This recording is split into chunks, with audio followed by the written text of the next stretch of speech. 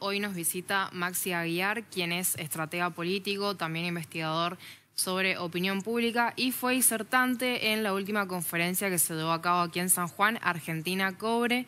Muchas gracias, Maxi, por venir a visitarnos. Un gustazo.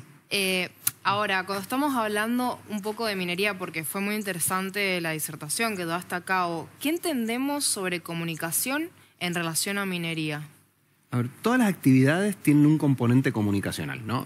Digo, nosotros normalmente para poder establecer una relación humana, esto implica la comunicación. Y esto es súper relevante en actividades productivas, como en el caso de la minería puntualmente, en el cual trabaja gente con la cual hay que comunicarse, hay proveedores con los cuales hay que comunicarse, una sociedad completa con la cual hay que comunicarse y que además tienen un elemento particular, sobre todo en nuestra provincia, que es que son actividades que en muchos casos se llevan adelante lejos de donde están la mayoría de los pobladores. Claro. Eso genera un desafío respecto de cómo mostrar eso que no se ve de manera directa. Hay otros países, caso de Bolivia, de Perú, donde hay muchos emprendimientos mineros que están al lado de las ciudades. Entonces la comunicación es muy distinta porque las personas la viven, porque pueden ir y verla de manera directa. En la Argentina y en particular en San Juan, y sobre todo con la gran minería, hay un desafío de cómo comunicar aquello que no se ve de manera directa, ¿no? Claro. Y ha tenido momentos muy particulares. Muchos recordarán a Pino Solanas, digo, vos seguramente no, ustedes probablemente sí, a Pino Solanas mostrando una montaña que se sacaba y que parecía que íbamos a llegar a Chile porque iban a romper toda la montaña. Claro. Eso, que hoy para una provincia como San Juan, una provincia minera, es increíble. En ese momento, como eso no se veía, no quedaba claro qué es lo que iba a suceder. Entonces, el desafío de mostrar aquello que no se ve. Un desafío enormemente relevante para una actividad que además, para la Argentina, pero en particular para nuestra provincia, es relativamente nueva. Bien, nosotros medimos, hablaba de opinión pública, nosotros medimos hace muchos años, ¿verdad? Pero hace 20 años, por ejemplo, fue la primera vez que preguntamos cómo concebían los sanjuaninos a nuestra provincia. ¿Bien? Bien. La concebían básicamente como una provincia agrícola, ¿no? Entonces, ¿cuál es la principal actividad? Hace 20 años. Exactamente. Hoy eso se ha invertido. El cambio cultural en 20 años de concebirse como una provincia agrícola, concebirse como una provincia minera, eso no viene sin conflictos. ¿Bien? Totalmente. Es un cambio cultural que es muy fuerte, que está en proceso, pero que también ha tenido algunos hitos muy particulares de discusión respecto ya no del qué hacemos, sino del quiénes somos. Todo ese proceso requiere de una comunicación que a veces ha sido mejor y a veces ha sido peor. Sí, aparte, a ver, considerando un poco lo que es la constitución de la matriz productiva de otros países, es verdad que Argentina está por detrás de Chile o Perú, que también sé que has trabajado mucho en Perú, respecto a lo que decís, cultural y de esta proyección que hay sobre la identidad, ¿no? Que creo que está relacionado con eso. A mí lo que me encantó, sinceramente, de tu disertación fue justamente preguntar, ¿no? Saber cuáles son los hitos o los lineamientos y perspectivas generales que hay. Quería comentarte brevemente, si podés comentarnos un poco eso, valga la redundancia, teniendo en cuenta la exposición que hiciste. Sí, hay una cuestión que creo que es relevante en esto, es que la composición o las características de quienes comunican. ¿Bien? Y en minería comunican dos actores, ingenieros y abogados. Básicamente son los principales comunicadores. Que de comunicación no saben nada. Y que comunican mirando la montaña muchas veces, ¿no? Entonces, que está lejos de la ciudadanía. Entonces, eso a veces genera un tecnicismo donde se olvida que del otro lado hay gente que ni es ingeniero, ni es abogado, ni es miembro de los boards directivos. En un contexto en el cual además la licencia social es relevante. ¿Por qué? Porque básicamente digamos, la actividad debe estar integrada a una sociedad. Sí.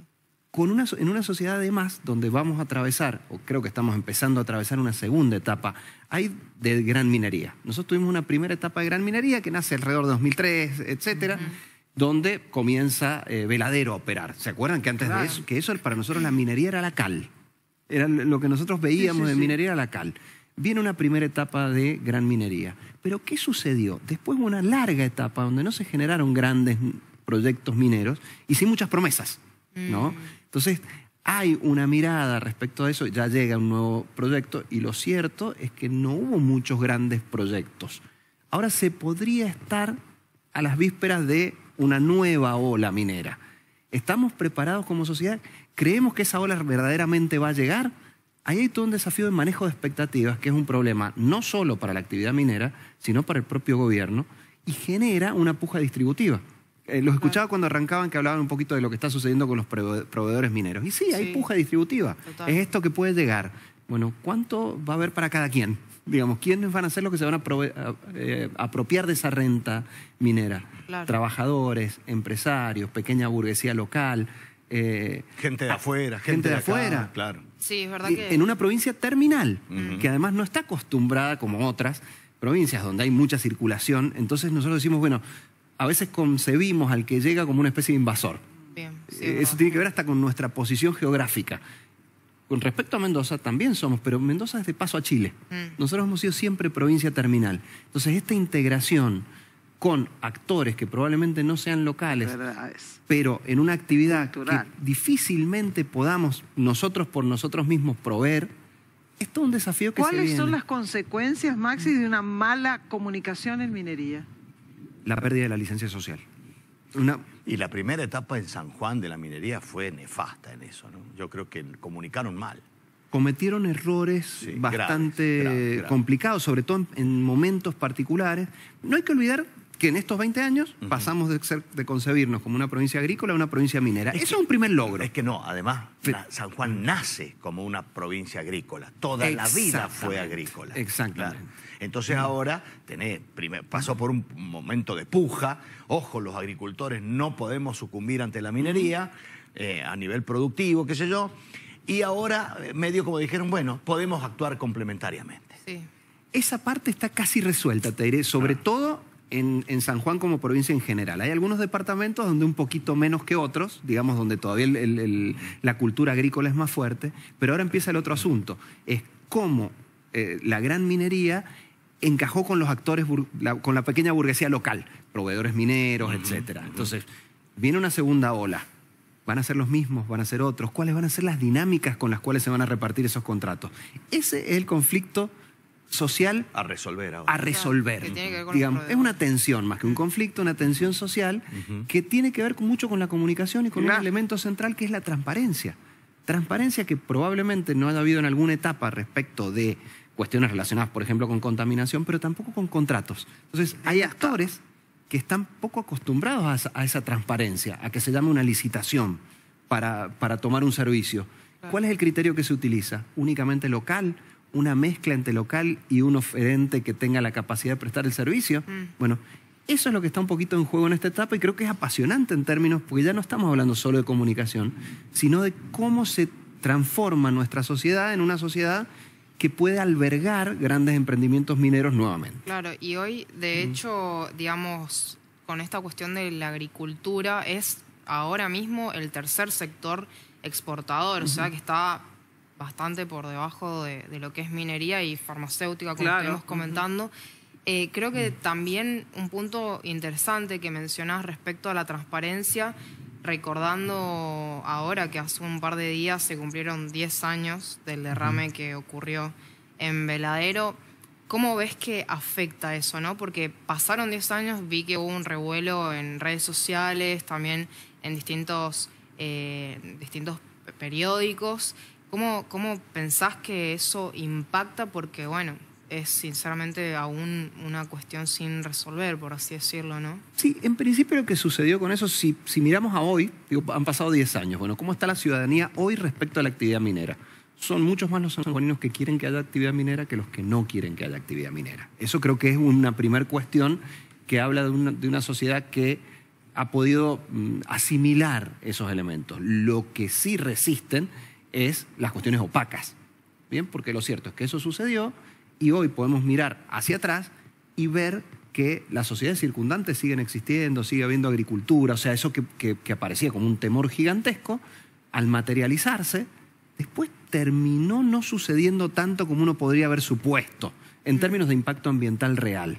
Ahora, el impacto que tuvo la oscuridad detrás de todo lo que sucedía ahí, eso se mantiene. Entonces, ¿qué demandan los sanjuaninos? Básicamente, que la actividad se lleve adelante, que tenga algún nivel de impacto más allá de la actividad misma, esto es trabajo, nuevas empresas, etcétera, y que al mismo tiempo sea relativamente transparente respecto a lo que hace. Y la transparencia es dos cosas, no ocultar y es explicar con claridad. Y ahí volvemos un poco a estos grupos que a veces hablan de manera tan técnica que no se entiende. Y en este contexto, si yo no entiendo, creo que me están ocultando algo.